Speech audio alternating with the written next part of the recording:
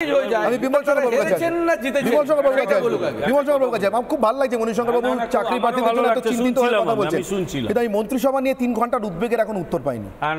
সেটা পরে একটা জিনিসকে কতখানি ঘুলিয়ে দেওয়া যায়, অনেক সময় লয়াররা ওটা করে থাকে, ও সাকসেসফুলি ওটা করতে পেরেছেন উনি। পুরো জিনিসটাকে কোন দেয়ার ইজ নো সাবস্টেন্স, তো কথার মধ্যে কোনো সাবস্টেন্স নেই, সুতরাং গোটাটাকে একদম সুন্দর গুলিয়ে টুলিয়ে দিয়েছে। আমি ক্লিয়ারলি কতগুলো কথা বলি, একদম ল জানি না সেরকম একটা লোক, সামান্য একটু কনস্টিটিউশন বুঝি আমি।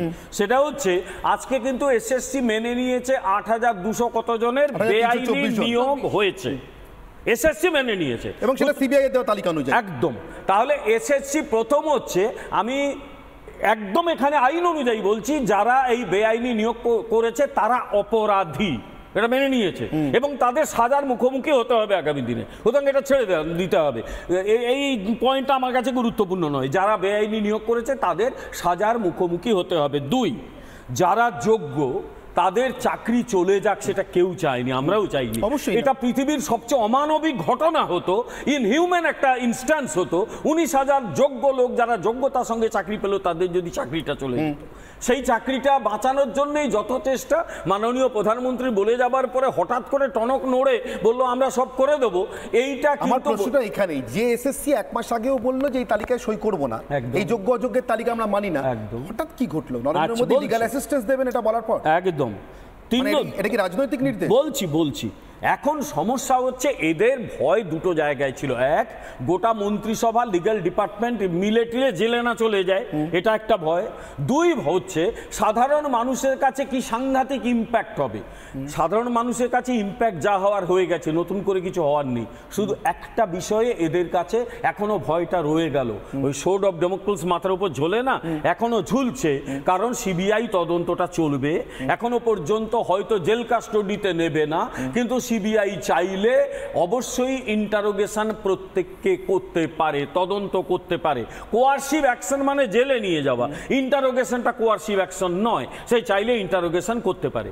আসলে এই ব্যাপারটার মধ্যে যে কনক্লুশনটা আমি টানছি, আজ পর্যন্ত স্কুল সার্ভিস কমিশন যোগ্য অযোগ্য বাছেনি, সেটা 282 পাতার রায় পড়লে স্পষ্ট করে বোঝা যাবে।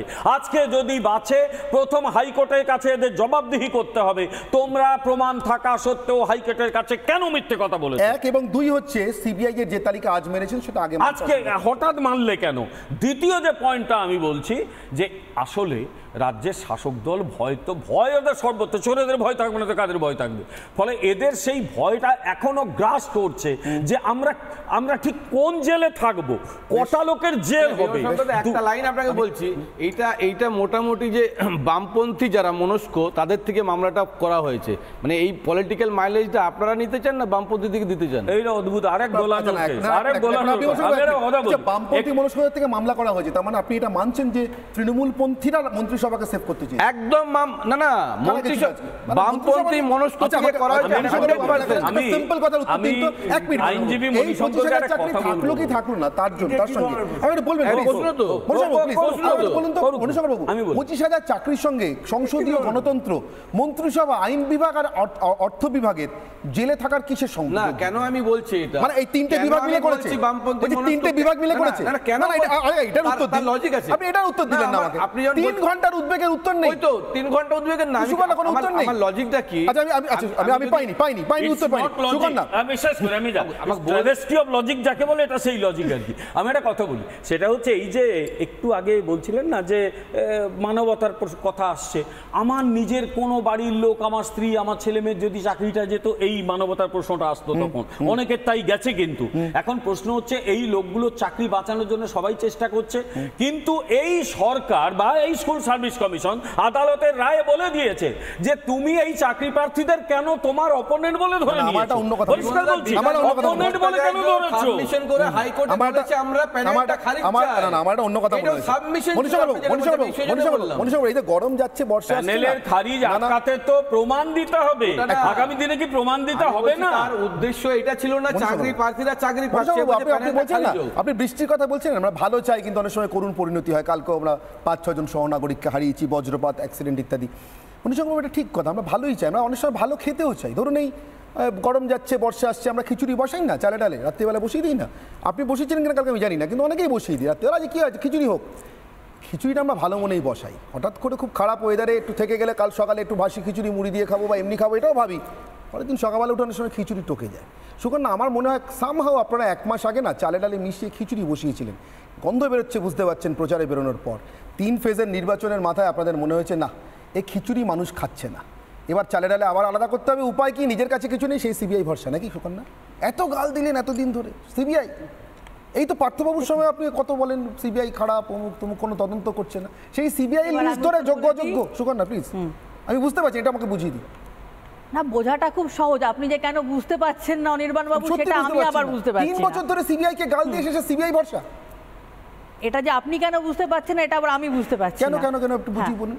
প্রথমে আমি বিমল বাবুকে একটা কথা বলি। বিমল বাবু একটু আগে বললেন যে এই যে চাকরি যেটা যারা পাচ্ছে এখন আজকের বর্তমান যে অর্ডারটা হয়েছে তাতে যারা চাকরি হারিয়েছেন তারা একটা স্বস্তি পেয়েছেন, সাময়িকভাবে স্বস্তি পাচ্ছেন, সেটা বিমল বাবুর সাথে আমিও একমত। সত্যি যদি আমার পরিবারের একজন কারুর চাকরি হারাতো ঠিক আমারও সেই একই ব্যথা হতো যেটা বিমল বাবুর হচ্ছে, আমার হচ্ছে, এবং সমস্ত চাকরিহারাদের হচ্ছে এবং সমস্ত জনগণের হচ্ছে। কিন্তু এইটাকে ক্যাশ করছেন যে বিচার ব্যবস্থার সঙ্গে যারা জড়িত, সেই বিকাশ বাবু, উনি কিন্তু এই 22,000-এর চাকরি চাইছেন না। উনি বলছেন যারা অযোগ্য তাদের সাথে সাথে যোগ্যদেরও যাতে চাকরি চলে যায়, তাতে ওনাদের মামলার সংখ্যা বাড়াতে আরো সুবিধা হবে। কিন্তু আপনাদের সরকার কি চাইছেন এদের চাকরি থাক? আমরা চাইছি কি বলেন বলুন। আমরা চাইছি মানে মধ্যশিক্ষা পর্ষদের কি করব, তাহলে আমাদের ডাকেন কেন? আমাদের ডাকেন কেন? উত্তরগুলো আপনি দিন না। না তা বলছি না, বলছি মধ্যশিক্ষা পর্ষদের মিস্টার হেগড়ে বলতে ওঠার আগে পর্যন্ত আপনারা কেউ বললেন না এদের চাকরিটা বাঁচিয়ে দিন? আমাদের কাছে যোগ্য অযোগ্যের তালিকা আছে, সবাই মন্ত্রিসভা নিয়ে ব্যস্ত। আপনি বলুন বলুন কেন বলুন না? আমাদের তো বলার দরকার নেই, আমরা তো শ্রোতা হিসেবে। আমি বলছি রাজ্যের ইন্টেনশনটা কোথায়? এসএসসির ইন্টেনশন আছে বাঁচানো, মধ্যশিক্ষা পর্ষদের রাজ্যের। আমাকে তো আপনি বলতে দিচ্ছেন না, বলুন।